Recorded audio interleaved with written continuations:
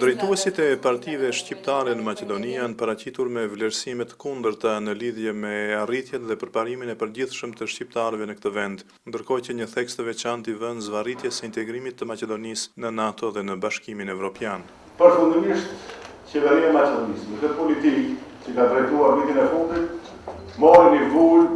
negative për proceset integruese drejt NATO-s edhe Unionit Evropian. Viti 2010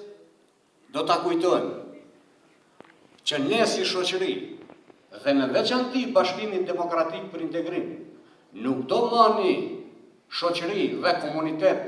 të militarizuar, por do një komunitet dhe tjetë përfaqësues i një komuniteti që kërkon dije, kulturë dhe vizion për të ardhmen. Dy drejtuesit politik shqiptar kanë vazhduar me sulmet e ndërsjellta lidhur me çështjen e pastërtisë së figurave. Ky vit karakterizohet po ashtu edhe me një të arritur jashtëzakonshme historike të shqiptarëve të Maqedonisë, zbulimin e dokumenteve sekrete të cilat vërtetojnë katërsipërisht se drejtuesit e konfliktit 2001 dhe drejtuesit e tanishëm të BDI-s kanë qenë dhe vazhdojnë të jenë bashkëpunëtor të shërbimeve sekrete jugoslave. Ky vit do të mbahet mend si vit i përpjekjeve të dikmartit e menduthaqit për të njollosur historinë më të re të shqiptarëve në mungesë të alternativave,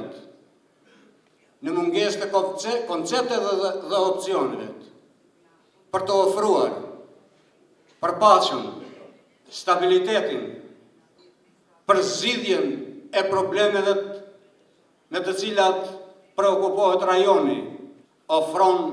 raporte të sajuara e të shpifura, po të atij burimi të burimit të zotit menduthaqi të Božidar Spasićvet. Opozita shqiptare në Maqedoni përmes Partisë Demokratike Shqiptare i bashkohet shpresës për zgjedhje të parakohshme në vitin 2011, ku do të rrëzohet politika siç e quajnë ato diktatoriale të kryeministrit Nikola Gruevski dhe të vinë në pushtet forcat e reja pro-evropiane. Ndërkohë që Bashkimi Demokratik për Integrim në pushtet parapëlqen zgjidhjen e problemit të emrit Maqedonisë, edhe pse sipas të gjitha sondazheve, kjo parti ka ndikim me mbështetje 3 herë më të lartë se partitë tjera shqiptare. Për Zërin e Amerikës nga Shkupi, Isak Ramadani.